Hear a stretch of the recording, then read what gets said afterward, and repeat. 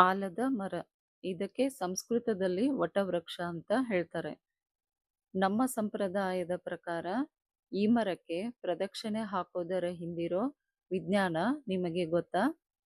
ಆಲದ ಮರವು ವಾತಾವರಣಕ್ಕೆ ಅತಿ ಹೆಚ್ಚು ಆಕ್ಸಿಜನ್ ಬಿಡುಗಡೆ ಮಾಡುತ್ತದೆ ಮತ್ತು ಗಾಳಿಯನ್ನು ಶುದ್ಧೀಕರಿಸುತ್ತದೆ.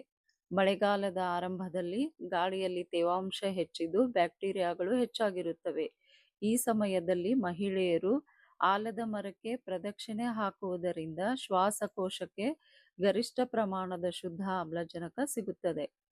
ಮರಕ್ಕೆ ಸುತ್ತುವ ದಾರವು ಶಕ್ತಿವಾಹಕವಾಗಿದ್ದು ದೇಹಕ್ಕೆ ಧನಾತ್ಮಕ ಶಕ್ತಿ ಅಂದರೆ ಪಾಸಿಟಿವ್ ಎನರ್ಜಿಯನ್ನು ಮತ್ತು ರಕ್ತ ಪರಿಚಲನೆಯನ್ನು ಉತ್ತಮಗೊಳಿಸುವಂತಹ ಪ್ರಕ್ರಿಯೆಯನ್ನ ನಡೆಸುತ್ತದೆ. ಇಡೀ ದಿನ ಉಪವಾಸವಿದ್ದು ಈ ಆಚರಣೆ ಮಾಡುವುದರಿಂದ ದೇಹದಲ್ಲಿ ಹಾರ್ಮೋನ್ಗಳು ಕೂಡ ಸಮತೋಲನಗೊಂಡು ಮಾನಸಿಕ ಒತ್ತಡವನ್ನ ನಿವಾರಣೆ ಮಾಡುತ್ತದೆ. ನಮ್ಮ ಸಂಸ್ಕೃತಿಯು ಪ್ರತಿಯೊಂದು ಆಚರಣೆಯಲ್ಲೂ ಹೀಗೆ ವಿಜ್ಞಾನ ಅಡಗಿದೆ.